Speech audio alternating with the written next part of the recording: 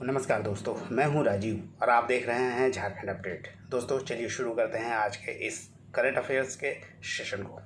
इस सेशन में हम देखेंगे झारखंड से रिलेटेड करंट अफेयर्स के इम्पॉर्टेंट प्रश्नों को, कुछ वन लाइनर्स के फॉर्म में भी देखेंगे और कुछ डिस्क्रिप्टिव फॉर्म में भी। इसके अलावा एक अभ्यास प्रश्न होगा आपके लिए जिसका जवाब आप कमेंट में कर सकते हैं, और सेशन के अंत में कुछ इंपॉर्टेंट झारखंड से रिलेटेड ट्रेडिशनल अफेयर्स के प्रश्नों को हम देखेंगे। इसका PDF मैं टेलीग्राम में अपलोड कर दूंगा, आप टेलीग्राम को ज्वाइन कर लीजिए, जिसका लिंक आपको डिस्क्रिप्शन में मिल जाएगा। तो आइए शुरुआत कर लेते हैं इस सेशन को, और शुरुआत करते हैं दोस्तों पिछले वीडियो में पूछे गए अभ्यास प्रश्न से। यह अभ्यास प्रश्न था, झारखंड में किस जिले में सबसे ज़्यादा किचन गार्डन बनाया जाएगा? Option A Giridih, option B पश्चिमी सिंहभूम, ऑप्शन सी रांची अथवा ऑप्शन डी दुमका। दोस्तों इस प्रश्न का सही उत्तर है ऑप्शन ए, गिरिडीह में झारखंड में सबसे ज़्यादा किचन गार्डन बनाया जाएगा। आइए इसके बारे में जानते हैं, इससे क्या लाभ मिलने वाला है झारखंड को। मुख्य लाभ आपको बता दें कि कुपोषण मुक्त बनाने का एक तरह से यह अभियान है। गिरिडीह के सबसे ज़्यादा स्कूलों में किचन गार्डन बनाने का निर्णय लिया गया है। आपको बता दें कि झारखंड के 5000 स्कूलों में, सरकारी स्कूलों में बच्चों के मिड डे मील में की थाली में इन्हीं किचन गार्डन से फल और सब्जियां परोसी जाएगी। मनरेगा के तहत राज्य के चयनित स्कूलों में किचन गार्डन विकसित किया जाएगा और इसके लिए प्रति स्कूल 5000 रुपये भी खर्च किए जाएंगे। आपको बता दें क्लास 1 से क्लास 8 तक के बच्चों को फल और सब्जियों के माध्यम से ज़रूरी पोषक तत्व मिले, इसके लिए स्कूलों में किचन गार्डन विकसित किए जा रहे हैं, जहां से निकले फल और सब्जियां जो कि ऑर्गेनिक होंगी का इस्तेमाल मिड डे मील में किया जा सकेगा और बच्चे को यही खाना उपलब्ध कराया जाएगा। आपको बता दें ऐसा करने से कुपोषण मुक्त झारखंड के जो परिकल्पना झारखंड सरकार ने देखी है उसे पूरा किया जा सकेगा। चलिए दोस्तों अब आगे बढ़ते हैं, देखते हैं झारखंड से रिलेटेड इम्पॉर्टेंट प्रश्नों को, उसे डिटेल में भी देखेंगे। पहला प्रश्न है, झारखंड सरकार ने टीबी उन्मूलन यानी ट्यूबरक्लोसिस के इरेडिकेशन के लिए किस वर्ष को लक्ष्य निर्धारित किया है? ऑप्शन ए दिसंबर 2023, ऑप्शन बी दिसंबर 2024, ऑप्शन सी दिसंबर 2025 अथवा ऑप्शन डी दिसंबर 2023। दोस्तों इसका सही उत्तर है ऑप्शन बी दिसंबर 2024 तक झारखंड सरकार ने झारखंड से टीबी उन्मूलन का लक्ष्य निर्धारित किया है। आइए इसके बारे में हम डिटेल में जानते हैं। बता दें कि झारखंड सरकार ने 2024 दिसंबर तक अपना लक्ष्य निर्धारित किया है कि झारखंड से टीबी को इरेडिकेट कर दिया जाएगा, यानी टीबी उन्मूलन के लक्ष्य को प्राप्त कर लिया जाएगा। वहीं राष्ट्रीय स्तर पर बात करें तो भारत सरकार ने 2025 तक टीबी उन्मूलन का लक्ष्य रखा है और अंतर्राष्ट्रीय स्तर पर टीबी उन्मूलन का लक्ष्य रखा गया है 2030 तक। वर्तमान में बता दें कि झारखंड में लगभग 57-58 हज़ार मरीजों की संख्या है टीबी की। टीबी उन्मूलन के लिए जो कार्य योजना तैयार की जा रही है उसे ससमय करते हुए इस लक्ष्य को प्राप्त किया जाएगा। सभी जिलों में टीबी के प्रति लोगों को जागरूक करने का कार्य किया जाएगा। पंचायत को टीबी मुक्त करने के लिए भी काम शुरू हो चुका है। आपको बता दें कि झारखंड में टीबी मुक्त पहले 10 पंचायतों को सम्मानित करने की भी बात की गई है। प्रथम 10 टीबी मुक्त पंचायत के प्रतिनिधियों को राज्य सरकार द्वारा पुरस्कृत किया जाएगा। चलिए आगे बढ़ते हैं, देखते हैं अब दूसरे नंबर प्रश्न को। दूसरा नंबर प्रश्न है दोस्तों, रांची यूनिवर्सिटी में किस दिन 64वां स्थापना दिवस मनाया गया? ऑप्शन ए 2 जुलाई 2030, ऑप्शन बी 9 जुलाई 2030, ऑप्शन सी 12 जुलाई 2030 अथवा ऑप्शन डी 22 जुलाई 2030। दोस्तों रांची यूनिवर्सिटी का 64वां स्थापना दिवस 12 जुलाई 2023 को मनाया गया। आइए जानते हैं रांची यूनिवर्सिटी के बारे में। आपको बता दें कि रांची यूनिवर्सिटी में 12 जुलाई 2023 को 64वां स्थापना दिवस मनाया गया। रांची यूनिवर्सिटी के बारे में आपको बता दें दोस्तों कि इसका हेडक्वार्टर रांची में है और इसे स्थापित किया गया था 12 जुलाई 1960 को। उस समय बिहार विश्वविद्यालय से अलग कर रांची विश्वविद्यालय की स्थापना की गई थी। वर्तमान में बिहार विश्वविद्यालय का नाम बाबा साहब भीमराव अम्बेडकर विश्वविद्यालय है। बता दें कि रांची यूनिवर्सिटी के पहले कुलपति यानी वाइस चांसलर थे विष्णुदेव नारायण सिंह यानी डॉक्टर BN सिंह। बाद में रांची यूनिवर्सिटी से कई और विश्वविद्यालय को विभाजित किया गया है। आपको बता दें कि 1992 में विनोबा भावे विश्वविद्यालय, जो कि हजारीबाग में है, इसे स्थापित किया गया था रांची यूनिवर्सिटी से विभाजित कर ही। और यह विनोबा भावे विश्वविद्यालय की स्थापना की गई थी 12 सितंबर 2092 को। इसके अलावा 2009 में भी रांची यूनिवर्सिटी से अलग कर 2 और विश्वविद्यालय बनाया गया, और ये 2 विश्वविद्यालय था नीलांबर पीताम्बर विश्वविद्यालय, जो कि मेदिनीनगर पलामू में है। इसे स्थापित किया गया था 17 जनवरी 2009 को। इसके अलावा कोल्हान विश्वविद्यालय, जो कि पश्चिमी सिंहभूम जिला के चाईबासा में है, इसे स्थापित किया गया था 12 अगस्त 2009 को। इस तरह रांची विश्वविद्यालय से अलग कर अब तक 3 विश्वविद्यालय बनाया जा चुका है। विनोबा भावे विश्वविद्यालय, जो कि हजारीबाग में है, नीलांबर पीताम्बर विश्वविद्यालय मेदिनीनगर में है, इसके अलावा कोल्हान विश्वविद्यालय, जो कि चाईबासा में है। बता दें वर्तमान में वीसी हैं रांची यूनिवर्सिटी के प्रोफेसर अजीत कुमार सिन्हा। आइए दोस्तों, अब देखते हैं नेक्स्ट प्रश्न को, और यह प्रश्न है, झारखंड के सभी 24 जिलों में एक खेलो इंडिया सेंटर के संचालन के लिए राज्य सरकार को भारत सरकार की ओर से प्रति वर्ष प्रति सेंटर कितने रुपए दिए जाएंगे? ऑप्शन ए 2 लाख रुपए, ऑप्शन बी 5 लाख रुपए, ऑप्शन सी 10 लाख रुपए, अथवा ऑप्शन डी 25 लाख रुपए। दोस्तों, 24 जिले में झारखंड में एक खेलो सेंटर खोला जाएगा। इसके लिए केंद्र सरकार झारखंड सरकार को 5 लाख रुपए प्रति सेंटर सहायता करेगी। इस तरह दोस्तों, इसका सही उत्तर है ऑप्शन बी 5 लाख रुपए। आइए इसके बारे में भी हम लोग जानते हैं। आपको बता दें कि झारखंड के सभी 24 जिलों में एक खेलो इंडिया सेंटर की शुरुआत होने जा रही है, और इसे इसी सत्र से शुरू किया जाएगा। केंद्र सरकार की योजना खेलो इंडिया के तहत प्रदेश के सभी जिलों में 6 खेलों के सेंटर को शुरू किए जाएंगे, और ये 6 सेंटर होंगे तीरंदाजी, हॉकी, एथलेटिक्स, फुटबॉल, बैडमिंटन, इसके अलावा कुश्ती। झारखंड सरकार के खेल विभाग इसकी मॉनिटरिंग करेगी, और यह केंद्र संचालित योजना है। इन केंद्रों के संचालन के लिए राज्य सरकार को भारत सरकार की ओर से प्रति सेंटर 5 लाख रुपए दिए जाएंगे। आपको बता दें, यह राशि कोच के मानदेय, इसके अलावा खिलाड़ियों के लिए अगर उपकरण की आवश्यकता होती है तो इसी रकम से उपलब्ध कराई जाएगी खिलाड़ियों को। इसके अलावा कोच को मानदेय भी इसी से दिया जाएगा। आइए देखते हैं कि किस किस ज़िले में किस किस सेंटर का स्थापना किया जाएगा। फुटबॉल सेंटर की बात करें तो दोस्तों, रांची, खूंटी, रामगढ़, गिरिडीह, धनबाद, पूर्वी सिंहभूम, दुमका और चतरा में फुटबॉल सेंटर बनाए जाएंगे। वहीं एथलेटिक्स सेंटर की बात करें तो सिमडेगा, पाकुड़, देवघर, गुमला, गढ़वा, पलामू और लातेहार में एथलेटिक्स सेंटर बनाए जाएंगे। वहीं आर्चरी सेंटर की बात करें तो कोडरमा, पश्चिमी सिंहभूम, सरायकेला खरसावां, गोड्डा, बोकारो, इसके अलावा हजारीबाग में भी आर्चरी सेंटर बनाए जाएंगे। बैडमिंटन सेंटर की बात करें तो जामताड़ा में बैडमिंटन सेंटर बनाया जाएगा, साहेबगंज में रेसलिंग सेंटर बनाया जाएगा, और लोहरदगा में हॉकी का एक सेंटर बनाया जाएगा। इन 6 खेलों पर फोकस किया गया है, और ये 6 खेल हैं archery, hockey, athletics, football, badminton और रेसलिंग, और इन पे ही ध्यान दिया जा रहा है क्योंकि कई वर्षों से इस खेल में झारखंड के खिलाड़ी अच्छा प्रदर्शन करते आए हैं। दोस्तों, आइए देखते हैं प्रश्न नंबर 4 को। झारखंड सरकार एवं अदानी ग्रुप द्वारा स्थापित गोड्डा पावर प्लांट के बीच MOU के शर्तों के अनुसार कितना मेगावाट बिजली राज्य सरकार को उपलब्ध कराया जाना है?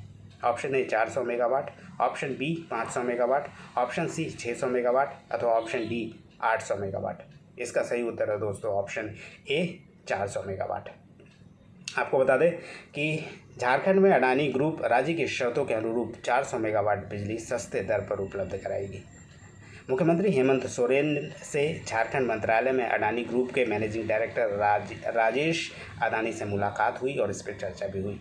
झारखंड सरकार एवं अडानी ग्रुप द्वारा स्थापित गोड्डा पावर प्लांट के बीच एक MOU हुआ था, जिसके शर्तों के अनुसार अडानी पावर प्लांट को झारखंड सरकार को 400 मेगावाट बिजली उपलब्ध करानी है सस्ते दर पर। मुख्यमंत्री हेमंत सोरेन ने यह भी निर्देशित किया है कि ऊर्जा विभाग के अधिकारी एवं अडानी पावर प्लांट के प्रतिनिधि जल्द एक बैठक आयोजित कर इस दिशा में समाधान निकाले और जल्द सस्ते दर पर बिजली झारखंड को उपलब्ध कराए। अब देखते हैं 5वें नंबर प्रश्न को दोस्तों, और आज का 5वां नंबर प्रश्न है, झारखंड के कितने जिलों में मनरेगा की योजनाओं की शिकायतों के निपटारा के लिए लोकपाल की नियुक्ति की जाएगी? Option A 3, option B 5, option C 9 अथवा ऑप्शन डी 19। सही उत्तर है ऑप्शन बी 5। दोस्तों मनरेगा के तहत 5 और लोकपाल की नियुक्ति की जाएगी। पहले से 19 जिलों में लोकपाल की नियुक्ति की जा चुकी है, तो कुल मिलाकर 2400 जिलों में अब लोकपाल की नियुक्ति हो जाएगी इन 5 लोकपालों के साथ ही। आइए इसके बारे में भी जानते हैं।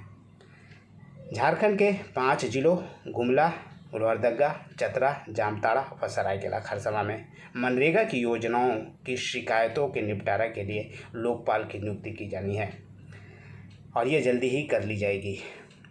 झारखंड सरकार द्वारा 2022 में 19 जिलों के लिए लोकपाल की नियुक्ति की जा चुकी है। लोकपालों के माध्यम से जिला में मनरेगा की शिकायतों पर त्वरित सुनवाई हो रही है, वहीं फैसले भी दिए जा रहे हैं और इससे तमाम प्रकार की जो गड़बड़ियाँ मनरेगा में हो रही थी उसकी संभावनाएं अब कम हो रही हैं। आइए अब जानते हैं लोकपाल के बारे में कि इनका मनरेगा में क्या कार्य होगा। तो फंक्शंस एंड पावर्स के बारे में जान लेते हैं लोकपाल के। मनरेगा योजना के संचालन में किसी भी प्रकार की गड़बड़ी अगर होती है तो इसकी सुनवाई लोकपाल द्वारा तुरंत की जाएगी। कोई भी व्यक्ति किसी भी प्रकार की गड़बड़ी की शिकायत लोकपाल के पास लेकर जा सकता है और लोकपाल का यह दायित्व होगा कि वह शिकायत की जांच कराकर दोषी पाए जाने पर संबंधित कर्मचारी व अधिकारी पर कार्रवाई की अनुशंसा जिलाधिकारी से करे। जरूरत पड़ने पर उसके पास यानी लोकपाल के पास भी सजा का अनुमोदन का अधिकार होगा। लोकपाल के पास शिकायत निवारण के लिए विभागीय और सुधारात्मक कार्रवाई का भी अधिकार होगा और शिकायत मिलने पर उन्हें 30 दिनों के अंदर फैसला भी सुनाना होता है। तो यह है लोकपाल का दोस्तों फंक्शन और पावर्स। आइए दोस्तों आगे बढ़ते हैं और अब देखते हैं वन लाइनर्स के फॉर्म में। और आज के वन लाइनर्स के फॉर्म में जो हम देखते हैं प्रतिदिन, उसमें आज 2023 में जो पुस्तकें चर्चा में रही हैं उसके बारे में जानेंगे। आइए जानते हैं इन पुस्तकों के बारे में और उनके ऑथर्स के बारे में। हिस्ट्री ऑफ संथाल परगना जो चर्चा में रहा था इन दिनों, उसके लेखक हैं doctor Sunil Kumar Singh. Silent rustling के लेखक हैं परवेज शीतल। वहीं statistical analysis of folk songs and Jharkhand की लेखिका हैं शिवानी तिवारी और सौविक चक्रवर्ती। वहीं पारंपरिक योग लिखा गया है डॉक्टर परिणीता सिंह और डॉक्टर अर्चना कुमारी द्वारा, और डॉक्टर रश्मि कुमारी की चर्चित पुस्तक रही है स्वर तरंगिणी। उरांव पुरखा खिरी मोड़ा जो कि उरांव लोक कथा कोश है, इसके लेखक हैं डॉक्टर तेतरु उरांव। वहीं नेने पेटे जो कि बच्चों के लिए एक लघु कहानी है जो मानसिंह मांझी के द्वारा लिखा गया है। 2023 में उन्हें बाल साहित्य पुरस्कार के लिए चुना गया है। A contribution to ethnobotany of Santhal Parganas के लेखक हैं डॉक्टर अनिल गोयल। वहीं the toppers of never went to school and the toppers of never went to college के लेखक हैं विक्की कुमार। आपको बता दें दोस्तों, विक्की कुमार को हाल ही में पुरस्कृत किया गया है विश्व में सबसे तेज किताब लिखने के लिए, और इस पुस्तकों को उन्होंने मात्र 4 दिन में लिखा था। अगला बुक है युगांतर बिगिनिंग ऑफ न्यू एरा। ये झारखंड हाई कोर्ट के द्वारा दोस्तों रिलीज़ किया गया एक बुक है। तो ये था बुक्स एंड देयर ऑथर्स के बारे में आज का वन लाइनर्स के फॉर्म में। आइए दोस्तों अब बारी है अभ्यास प्रश्न की, और आज का अभ्यास प्रश्न है जिसका जवाब आप कमेंट में कर सकते हैं। यह प्रश्न है, रांची के खेलगांव में निम्नलिखित में से किस खेल के लिए देश का पहला स्टेडियम तैयार हो रहा है जहां एक ही छत के नीचे उस खेल से जुड़ी सारी सुविधाएं भी मिलेंगी? Option A skating, option B cycling, option C ice skating अथवा ऑप्शन डी जिम्नास्टिक्स। ये दोस्तों 4 ऑप्शन और प्रश्न है जिसका जवाब आप कमेंट पे कर बता सकते हैं। अब देखते हैं झारखंड से रिलेटेड स्टैटिक जीके को, और पहला प्रश्न है दोस्तों, किस वर्ष सबर जनजाति को आपराधिक जनजाति अधिनियम के अंतर्गत एक आपराधिक जनजाति घोषित किया गया था? Option A 1835, option B 1871, option C 1857 अथवा ऑप्शन डी 1919। दोस्तों इसका उत्तर है 1871। 1871 में आपराधिक जनजाति अधिनियम के तहत झारखंड के जनजाति सबर को आपराधिक जनजाति घोषित किया गया था। आइए जानते हैं आपराधिक जनजाति अधिनियम क्या था और ये कितना सख्त था। आपको बता दें कि 1871 में बने CTA यानी क्रिमिनल ट्राइब्स एक्ट में समय समय पर संशोधन किया गया है और धीरे धीरे लगभग 150 से अधिक जनजातियों को इसके तहत अपराधी घोषित कर दिया गया था। इसमें सबर जनजाति को भी आपराधिक जनजाति घोषित कर दिया गया। आपको बता दें कि इसका नतीजा यह हुआ कि इन जनजातियों के लोग देश में जहां कहीं भी रह रहे थे उन्हें अपराधियों के तौर पर देखा जाने लगा और पुलिस को उनका शोषण करने की अपार शक्तियाँ दे दी गई। इस अधिनियम के जरिए पुलिस को इन जनजातियों को गिरफ्तार करने, उनका शोषण करने, हत्या करने तक की असीम शक्तियाँ दे दी गई थी। किसी बच्चे को जन्म से ही अपराधी मान लिया जाता था इस आपराधिक जनजाति अधिनियम के तहत। आपको बता दें कि स्वतंत्रता के बाद इस विषय पर कई आयोग और समितियां का गठन किया गया और इसमें सर्वाधिक महत्वपूर्ण जो समिति थी वह थी अयंगर समिति, जिसकी सिफारिशों के पश्चात 1952 में आपराधिक जनजाति अधिनियम को निरस्त कर दिया गया था। यह था दोस्तों आपराधिक जनजाति अधिनियम के संबंध में कुछ इन्फॉर्मेशन। आइए आगे बढ़ते हैं और वन लाइनर्स के फॉर्म में आप देखते हैं स्टैटिक जीके को। पहला प्रश्न है दोस्तों, भूमिज विद्रोह के नेता कौन थे? आपको बता दें ये सारा प्रश्न जो है पिछले JPSC से में पूछा गया प्रश्न है और ये 5 प्रश्न आज और नेक्स्ट डे 5 प्रश्न को मैं शामिल करूँगा। JPSC में पिछले बार जो प्रश्न पूछा गया PT में उसके प्रश्न हैं ये। भूमिज विद्रोह का नेता कौन था? इसका उत्तर है दोस्तों गंगा नारायण। आपको बता दें गंगा नारायण का हंगामा भी कहा जाता है भूमिज विद्रोह को और यह विद्रोह हुआ था 1832 और 35 के दौरान। आपको बता दें कि सिंहभूम क्षेत्र में यह विद्रोह किया गया था और इसका मुख्य कारण की अगर बात करें तो अंग्रेज़ों के द्वारा अवैध तरीके से गंगा नारायण के चाचा को उत्तराधिकारी बनाया जाना इसका मुख्य कारण था। और अंत में 1833 में राजा चेतन सिंह जो कि खरसवां के राजा थे उनके साथ गंगा नारायण की लड़ाई हुई और 1833 में चेतन सिंह के द्वारा गंगा नारायण की हत्या कर दी गई थी। अगला प्रश्न है, मुगलों के समय झारखंड का प्रदेश किस नाम से जाना जाता था? इसका उत्तर है कुकरा। आपको बता दें कि मुगलों के समय झारखंड के क्षेत्र को कुकरा या खूखरा के नाम से जाना जाता था। इसके अलावा दोस्तों इससे मिलता जुलता काफ़ी नाम है जिसे मैं आपको बता देता हूँ।